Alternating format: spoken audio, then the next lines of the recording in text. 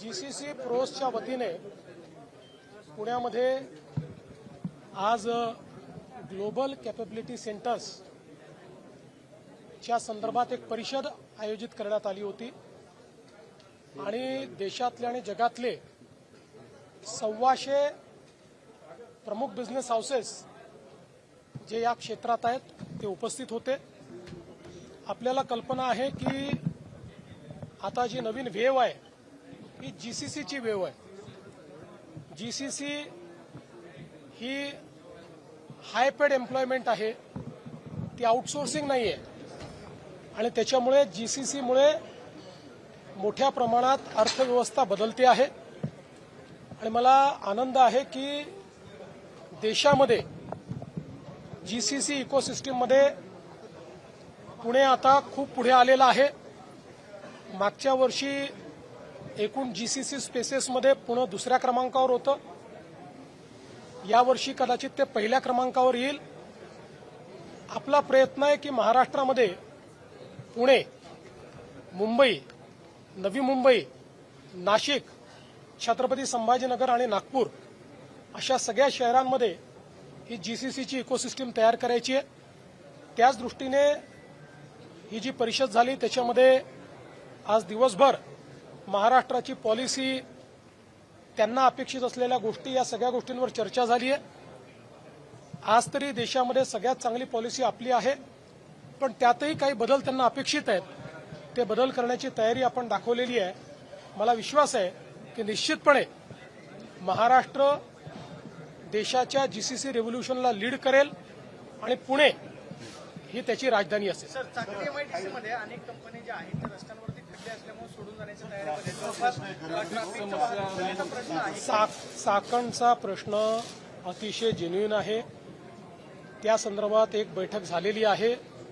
हा पावसाळा संपल्यानंतर तिथलं सगळं इन्फ्रास्ट्रक्चर जे आहे हे अपग्रेड करण्याचं काम आम्ही करू आणि दुसरं सगळ्यात महत्त्वाची गोष्ट जी करण्याची गरज आहे ती म्हणजे आपण इतके वर्ष इंडस्ट्रियल टाउनशिप ऍक्ट तयार केला, पण जोपर्यंत या एमआयडीसी एरियाजला टाउनशिपमध्ये आपण परिवर्तित करत नाही तोपर्यंत त्याचं इन्फ्रास्ट्रक्चर आपण अपग्रेड करू शकत नाही किंवा त्याचा रखरखाव नीट होत नाही। म्हणून आता नगर विकास विभाग आणि एमआयडीसी उद्योग विभाग या दोघांनाही टार्गेट दिलाय। पहिल्यांदा पुण्याच्या जवळच्या ज्या चांगल्या आमच्या एमआयडीसीज आहेत यांना इंडस्ट्रियल टाउनशिपमध्ये परिवर्तित केलं की मग तिथेच पैसा उभा होईल आणि त्या ठिकाणी इन्फ्रास्ट्रक्चरचं जे काही देखरेख आहे ती करता येईल। पण मी निश्चितपणे आपल्याला सांगतो की चाकणचा विषय अतिशय गंभीरतेने घेतलेला आहे आणि आम्ही सोडवतो।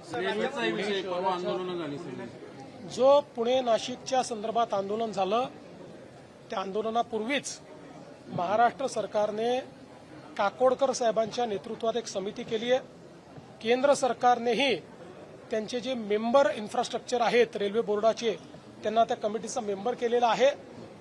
या कमिटीला जे काम दिलं गेलं आहे, ही जी काही 40 देशाची ऑब्झर्वेटरी आहे, या ऑब्झर्वेटरीमधनं ही रेल्वेची लाईन जाते, तर त्यातनं मार्ग काढून कशा पद्धतीनं ऑब्झर्वेटरीलाही अडचण होणार नाही आणि रेल्वेचा मार्ग जाऊ शकेल अशा पद्धतीनं त्यांना त्याचा अभ्यास करायला सांगितलाय। मला विश्वास आहे की काही ना काही त्यातनं मार्ग निघेल।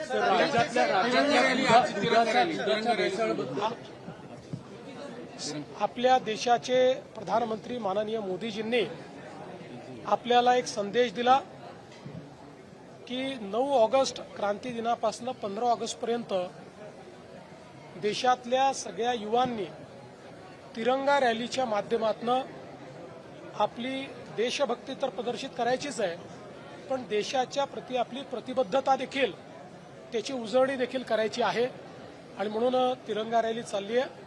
पुण्यामध्ये तिरंगा रॅलीत अभूतपूर्व अशा प्रकारचं पुण्यातल्या युवांनी त्याला समर्थन दिलेलं आहे आणि एक प्रकारे ज्याला आपण तिरंगा आपला जो ध्वज आहे त्या ध्वजाचा समुद्र हा इथे पाहायला मिळाला आणि विशेषतः तरुणाईचा उत्साह हा अतिशय आनंदित करणारा होता. तर राज्यामध्ये दूध प्रकल्पांच्या बद्दल अनेक कारवाया मोठ्या करतोय आपण. प्रकल्पाविषयी कॅबिनेटमध्ये चर्चा झाली होती. पालघरचा जो दूध प्रकल्प आहे त्याची जागा एपीएमसी मार्केटला देण्याचा निर्णय घेतला. मग तिथल्या रहिवाशांचा काही निर्णय झालाय? त्यांना पालघरचा दूध प्रकल्प नाही आहे.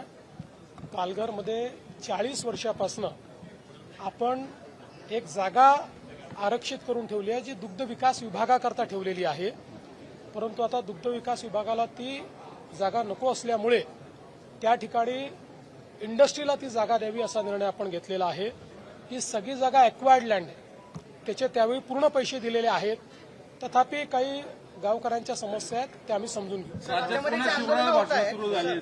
राज्यामध्ये राज्यात पुन्हा शिवराळ भाषण सुरू झाली. जे आंदोलनं होत आहेत किंवा जी जात पडताळणी हे महाराष्ट्राला पुरवणारं काय आहे? पुन्हा जातीवादी, पुन्हा दंगली. दिलेली प्रमाणपत्र आहेत ते रद्द करतायत. थेट सरकारवरतीच टीका केली. मी स्पष्टपणे आपल्याला सांगतो, सरकार संविधानापर्यंत प्रमाणे चालतं आणि यापुढेही सरकार संविधानाप्रमाणेच चालेल.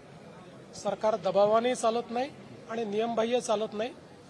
मात्र सरकार सगळ्यांचं ऐकून घेतं. सगळ्यांचं ऐकून घेणं ही सरकारची जबाबदारी असते. कोणी चांगल्या शब्दात मांडतं, कोणी वेगळ्या शब्दात मांडतं. कुठल्याही शब्दात कोणी मांडलं, पण जर जनहिताचं असेल तर ते ऐकलं जाईल. संविधानात बसणार असेल तर ऐकलं जाईल. संविधानात बसणार नसेल तर ऐकलं जाणार नाही. होणार का त्या भाषेवर? असं आहे, अगदी स्पष्टपणे तुम्हाला सांगायचं झालं, ते काय पहिल्यांदा आहे का? चाललंच आहे. आमचं लक्ष समाजाकडे आहे. आणि मराठा समाजाकरता आमच्या सरकारने जे केलं ते इतर कुठल्याही सरकारने केलं नाही. आम्हाला मराठा समाज असो, ओबीसी समाज असो, एससी असो, एसटी असो, विजे असो, एनटी असो, संविधानाने सगळ्यांची काळजी घ्यायला सांगितलेली आहे. हे सरकार सगळ्यांची काळजी घेईल, सगळ्यांना न्याय देईल. एकाचं ओरबाडून दुसऱ्याला, दुसऱ्याचं ओरबाडून याला असं हे सरकार करणार नाही.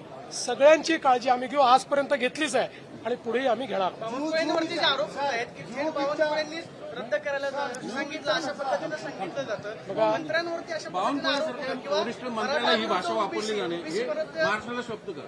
मला असं वाटतं की पहिल्यांदा तर कुठल्याही मंत्र्याकडे कोणाचीही तक्रार आली तर मंत्र्यावर संविधानाने टाकलेली जबाबदारी आहे की त्याची चौकशी करायला ती पाठवली पाहिजे. त्याप्रमाणे आलेली प्रत्येक निवेदन हे त्या त्या विभागाला पाठवलं जातं. अशाच पद्धतीचं आलेलं निवेदन हे विभागाला गेलेलं आहे. त्या निवेदनामुळे विभाग कुठला निर्णय करत नाही. विभाग पुराव्यांच्या आधारावर करतो. त्या ठिकाणी जी कमिटी आहे ही कमिटी सरकारला बांधील नाही. ती सरकारला रिपोर्ट देखील करत नाही. त्यांना पूर्णपणे न्यायालयाचा अधिकार आहे. त्या अधिकारात त्यांनी घेतलेला निर्णय, त्या निर्णयापासून कोणी जर दुःखी झालं असेल तर मागच्याच महिन्यात आपलं जे सेशन झालं त्या अधिवेशनामध्ये आपण ॲपिलेट ऑथॉरिटी तयार केलेली आहे. ते ॲपिलेट ऑथॉरिटीकडे जाऊ शकतात. पण केवळ एखादा मंत्री ओबीसी आहे म्हणून त्याला अशा पद्धतीनं टार्गेट करणं हे योग्य नाही. हे महाराष्ट्राला शोभणारं नाही. हे कोणालाही आवडणार नाही. आणि माझं तरी मत आहे की बावनकुळेंनी कुठलंही इंटेन्शनल या ठिकाणी याचं रद्द करा, याला द्या असं केले नाही. मंत्री म्हणून जे कर्तव्य होतं ते केलेलं आहे. त्याच्या पलीकडे त्यांनी काही केलं नाही. त्यामुळे मला असं वाटतं की अशा पद्धतीनं त्यांना कॉर्नर करणं हे काही योग्य नाही. वहिनीने आज इंग्रजीमध्ये भाषण केलं. काही दिवसांपूर्वी वहिनींवरती टीका झालेली होती. काँग्रेसनं या पद्धतीनं वहिनीने आज कॉन्फिडंटली इंग्लिशमध्ये भाषण तुम्ही कदाचित वहिनींचं पहिल्यांदा इंग्रजीत भाषण ऐकलं असेल. मी याच्यापूर्वी 6-7 वेळा ऐकलं आणि प्रत्येक वेळी वहिनी कॉन्फिडंटलीच बोलतात. मला असं वाटतं की काही लोक डोळ्याला पट्टी बांधून बसले असल्यामुळे आणि त्यांचे विचारच इतके बुरसटलेले आहेत की त्यांना असं वाटतं की एखादी महिला ही राजकारणामध्ये यशस्वी होऊ शकत नाही, एखादी महिला एखादं पद सांभाळू शकत नाही. अशा बुरसटलेल्या विचारांनी ग्रसित लोकांनी ते स्टेटमेंट दिलं होतं. पण स्वर्गीय अजितदादाच्या नंतर वहिनींनी ज्या प्रकारे उपमुख्यमंत्री पद सांभाळलेलं आहे तेच त्यांना उत्तर आहे.